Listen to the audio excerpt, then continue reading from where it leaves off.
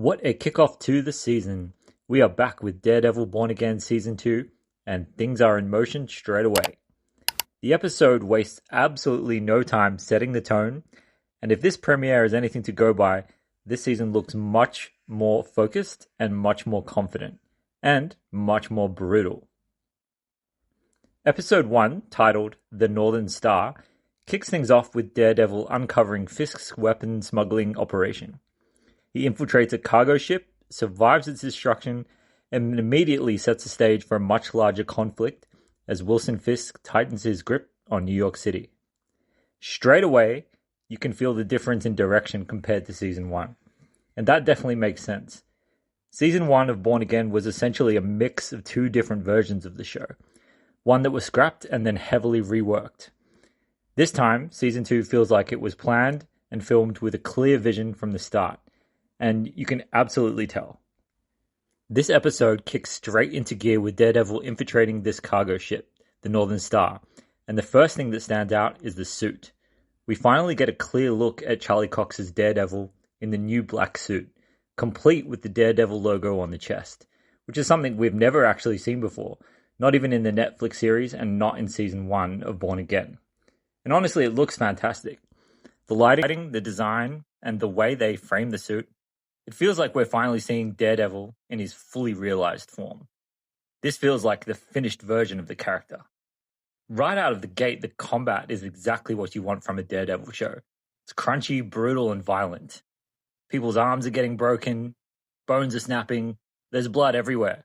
This is very clearly not a PG-13 show, even though we are on Disney+. And that's a great thing.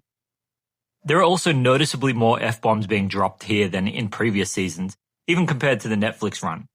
Not a problem at all, but definitely noticeable. This season feels darker and more adult. We also get the return of Karen Page, played by Deborah Ann Wolfe, and she's right back in the thick of things from episode 1. She was notably missing from most of season 1, so it's great to see her immediately return again. It also looks like Karen and Matt are back together.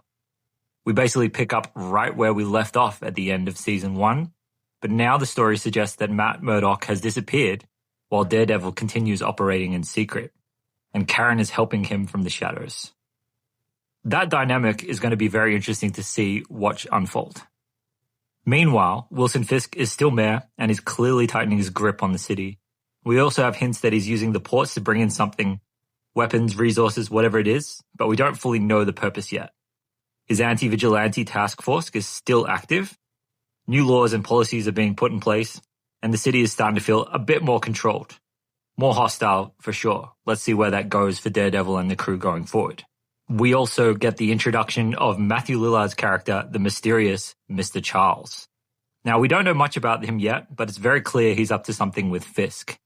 He's got this kind of attitude, and the way he plays off Fisk and Vanessa, and really everyone around him, is actually quite amusing to watch. But underneath the charm, you can definitely tell this guy spells bad news for our heroes. He feels dangerous, and probably a little bit unpredictable as well. And he definitely feels like someone who is going to become very important as the season goes on. So I'm really interested to find out who Mr. Charles actually is, what his plans are, and how he connects to the biggest story. Because right now, he feels like a bit of a wild card.